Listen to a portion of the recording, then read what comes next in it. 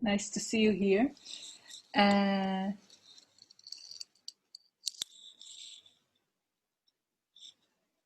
okay, welcome to everyone who is here with us on Zoom. And please stay muted as usual. And welcome to those watching on YouTube today. And welcome to anyone who may be watching this on Facebook or YouTube in the future. We're here to continue our series that's called What Makes Our Inner Work Work, and also really what makes life work. And this time I chose to call this part 17, Trusting the Currents, ? So perhaps to begin, I'm going to read you a poem. I'll probably read it again in a few minutes, but just to get us into the atmosphere. Okay, this was written in 95. The sun is yellow. A red leaf drops, belly flopping into the stream, curling and swirling, looking into the sun, floating on its back. A bridge, 10,000 miles, a cloud, a passing bird. The sun is red, a yellow leaf, a gentle current round the shaded rocks. Beautiful faces glowing, fire upon the water, laughter far on the breeze. Salty spray spurting, a fishing boat waking, a wide, wide horizon. Now, many of us have an identification with inner selves or inner parts that are logical and try to make sense of everything, and that are rational or things of this nature. And we often try to figure things out, to understand, to make things logical and clear and orderly. We try to control our life. We try to fix things. And it often doesn't work very well, as we all know. In a way, like an ocean, our inner life isn't controllable. And life itself doesn't seem to respond well, I think, to being controlled too much. Control is very limiting. We can't be open to new possibilities or to the unknown or to mysterious sea changes that can happen when we allow mystery and not knowing and trust into our lives. So if we control too hard, all this becomes, to a certain extent, unavailable to us. And a lot of the most nourishing parts within us have to do with mystery and with things that cannot be put in an Excel table or be organized in orderly little boxes and files and cupboards. And a lot of what is most precious in our lives has to do with things we don't rationally understand and we can't really decipher completely and can't control.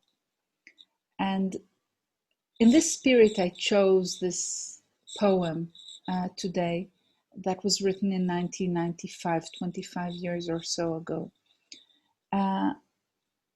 And this is a good example for what I'm trying to share with you.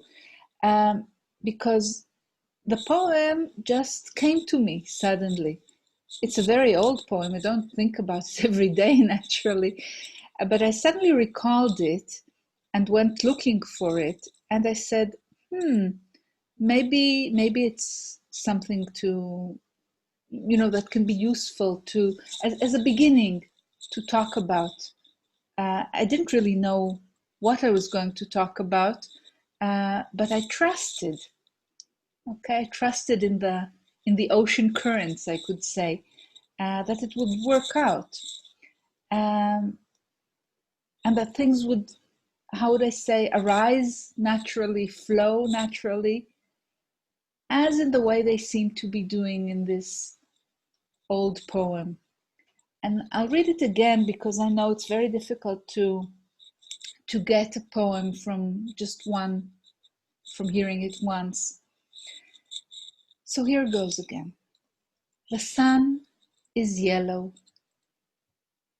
A red leaf drops belly flopping into the stream, curling and swirling, looking into the sun, floating on its back. A bridge, 10,000 miles, a cloud, a passing bird. The sun is red, a yellow leaf, a gentle current round the shaded rocks. Beautiful faces glowing, fire upon the water, laughter far on the breeze, salty spray spurting, a fishing boat waking, a wide, wide horizon. So, in a way, this poem is about a leaf falling into a stream and then going downstream. It seems to be taking a while for it to go downstream, to float on its back. And then little by little, it moves through perhaps seasons, perhaps different hours of the day, until finally it's night, and then it seems to be morning again, and it's out at sea, and there's a wide, wide horizon. So there seems to be a sort of trust here of just going with the flow without any resistance. And I seem to have a memory from when I was still going through my very long depression many years ago. I'm not absolutely sure of this memory, but I think I had this yearning to be taken by a river, to just relax, to float, and to let it take me. My life at that point required me to be very, very much in control. And this is a situation that some of you may be familiar with. I had to hold myself together because really I was in very bad shape, but I didn't feel this was something that was okay or that I could have other people know about, really. And there didn't seem to be anything that could be done about it. So, it was just really about surviving. And I was surviving day by day with a lot of control and a lot of tension in a way. And I think something in me knew that I needed to let go and to trust. And that came with this image of floating on a river, without controlling it. But of course, I had no idea whatsoever how to do that. And all the inner parts, the inner selves that have to do with being tense and ready and survival and control were very powerful at the time. I remember believing in lack. I believed there was never enough to go around. There was this famous song, "There's not enough love to go around." That was something I felt very keenly. And if there's not enough love and enough other things, we are naturally in a state of survival. So how does one move from survival and control from a feeling of lack to an experience of plenty and of flow? How do you move from survival and tension to trust and relaxation? Now, there are always innumerable answers to such questions, but I want to remind something that I remember doing a lot during the first year after I got myself out of the depression. In that first year, the main work I did with myself, as far as I can remember, that was really before discovering voice dialogue and Jung and Zen Buddhism. Perhaps I was beginning to discover that, but not really yet.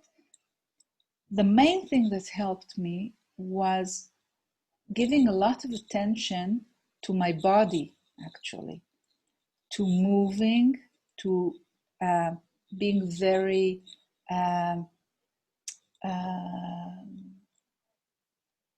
attuned to what was going on in my body, to my breath. And I did a lot of things like relaxation of the body.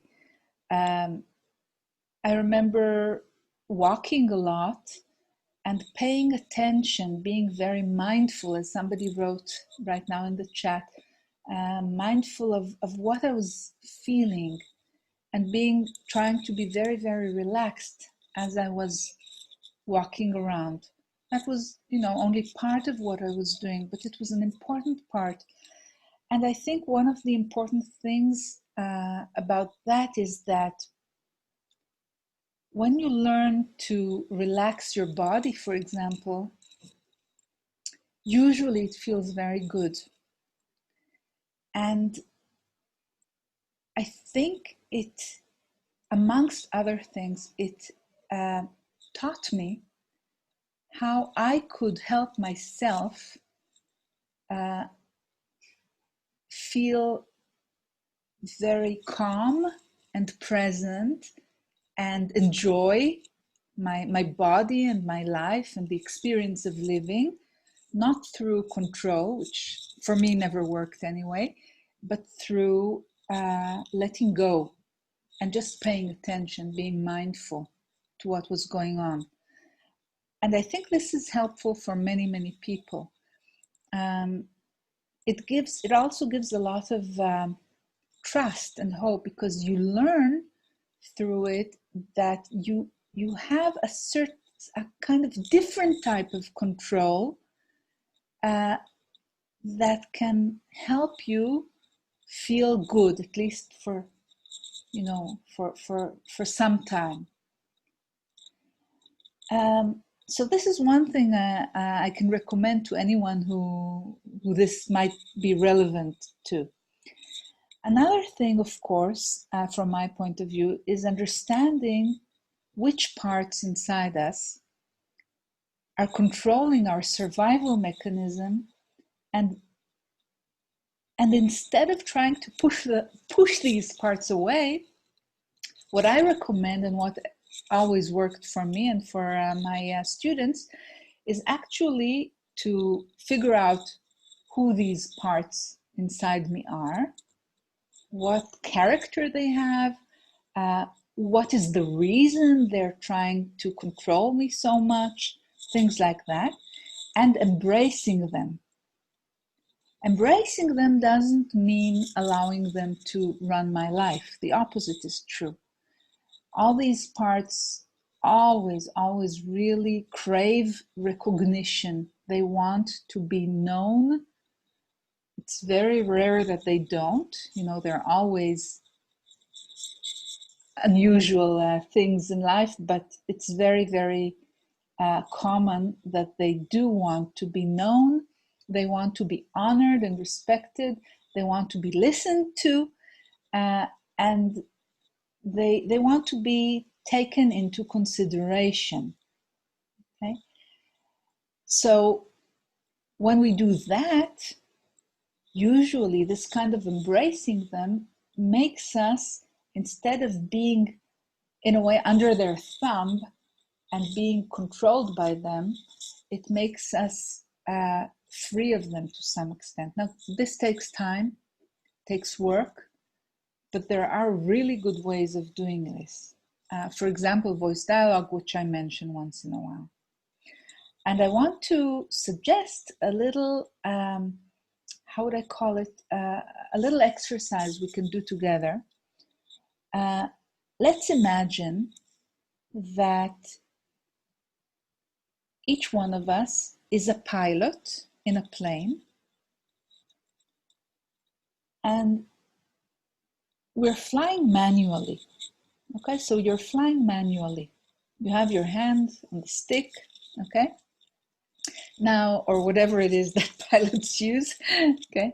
Now, let's imagine that the part of you that's actually piloting the plane right now is a very, very stiff, controlling part. And that part is now holding the stick. Okay? So you're very, very stiff because you're completely dominated by this part, this very controlling part. So you're really in control and you're stiff, and perhaps you may be anxious. You're not trusting and you can't relax, you know, because this is who you are. You are at this point a controlling part. So, okay. And now the wind is picking up, and this stiff controlling part that you're completely identified with, it just can't be flexible, and it's not very good at listening and feeling the currents in the air and things like that. You know, it's just not its nature. So the only way that it knows to respond to those sudden gusts of wind or to whatever is happening is very, very controlling and stiff. So, you know, something like this, okay? And really what we usually see is that parts like these, they're very, very important for our lives, but not if they're holding the wheel or the stick of the plane or whatever other image is coming up for you. So, okay, feel this and feel how uncomfortable it is to work this way. And now, gently and respectfully, you move this part to the passenger seat next to you. Okay? Now, so we didn't really tell this part to go away. We didn't start arguing with it. We didn't say, stop trying to control me, or you're choking me, or things like that people often do. Very, you know, it's very human to do. And we don't try to kick it out of the plane, okay? But we just gently put it aside, and now it can give us advice. We can use its knowledge, we can use its abilities. Maybe it can warn us once in a while if necessary, but it doesn't have its hands directly on the stick or on the wheel of the car, if that's the image you're using. So who does have hands on the stick? So according to my point of view, it's the aware I. Okay? The aware I is not an inner part from my point of view. It's not a sub-personality or a self. It's a state of consciousness. And a state of consciousness that doesn't, it's sort of in a way, it has a kind of neutrality. It doesn't need to be at war with anything. It can just listen to various selves, get input from them, discuss things with them, all sorts of things like that. But since it's not the controlling self, it can be very, very relaxed. It can be very mindful, it can be very peaceful. And when the gusts begin to shake the plane, or when the plane suddenly, falls into an air pocket or something like that, it can really continue flying in a much, much better way than the previous way we examined. Okay. Now, if you think about all the myriad of selves that are fighting to take the wheel, all wanting different things and all having different characters, needs, abilities, and whatnot, you can really understand how challenging it is for a human being, if you're not in the aware eye, to fly well or to drive well in a way. Okay? So this is work, but it's work that brings a lot of presence with it. Now, so we're talking now about this ability to relax and let go. Now, there's always a bit of a problem with this idea, because I've known many, many people who have sadly wasted, from my point of view, years of their life believing that it's enough to just be, to flow and to trust. And, people who say things like, you don't really need to do anything. You just need to live your life and to just be, and everything is going to work out and everything is going to be great. And there are many, many people who believe in that. And there is something in that. It's not something that is completely untrue. It's actually a part of what is essential for life to be good. But what often happens with these people is that they don't really do their work. So again, I find that living life is a very interesting balancing act between, between polarities, really. Between, for example, control and too much flow, between being nice or too nice, and between knowing how to be not so nice sometimes. Things like that. Now, when I have these two polarities available to me, it's much, much easier to be in the aware eye. And this way, to really have this kind of flow, but the flow that still retains responsibility, that still retains navigational skills and all sorts of other things. It's not just saying, everything is fine, everything is going to be fine, I don't need to do anything. Okay.